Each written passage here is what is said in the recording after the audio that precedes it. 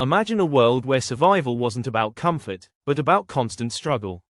A world where every shadow could hide a predator, and every sound in the dark could mean life or death. 4.6 million years ago, Earth was untamed, wild, raw, and merciless. Life didn't move in cities or safe homes. It fought every moment in dense forests, open plains, and endless deserts.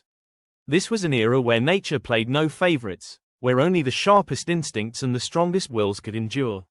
Among the countless species that roamed the land, there was one whose greatest weapon was not its claws, not its teeth, but something far more subtle, its ability to adapt. Early primates, the distant ancestors of humans, didn't have the strength of lions, the speed of leopards, or the armor of armadillos. But they had something else, the power to turn intelligence into survival. In this dangerous world, even something as simple as ivory, the long, sharp tusks of certain animals, became a tool, a weapon, and a symbol of dominance. Elephants and mammoths used them to defend their young, to battle rivals, and to dig into the hard earth for water. But for predators, ivory was a warning, and for scavengers, it was an opportunity. For early humans and their relatives, ivory was more than a curiosity, it was a gift from nature.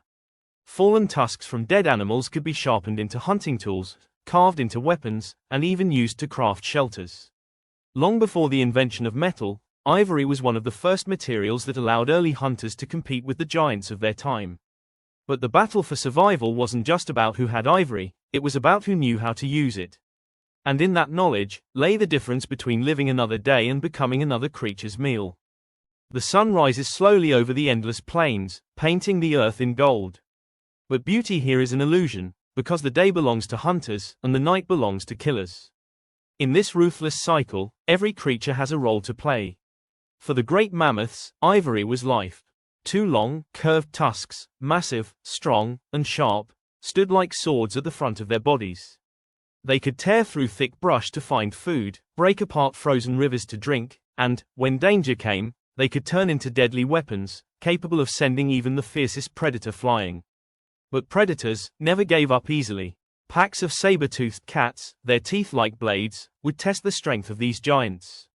They would circle, watching for weakness, for the young or the sick. And when the battle came, ivory was the first line of defense. With one swing of a tusk, a mammoth could crush bones, end a life, and protect its herd. Yet, ivory didn't only belong to the living. When a great mammoth fell, whether by age, sickness, or the relentless jaws of predators, its body became a feast for the land. Hyenas, vultures, and early humans all came to claim their share. And for humans, the tusks were treasure. In the hands of early hunters, ivory was transformed. It was shaped into spears for hunting, scrapers for skinning animals, needles for sewing hides into clothing. It even became the first art, carved into small figures that told stories of survival and hope. For our ancestors, ivory was not just a resource. It was proof that even without the strength of lions or the claws of bears, humans could still carve their place in the world. But survival was never guaranteed. The same tusks that brought protection could also bring danger, because possessing ivory meant becoming a target. Other tribes, desperate for tools or power, would hunt not just animals, but each other. Ivory became more than survival. It became a prize worth fighting, bleeding, and dying for.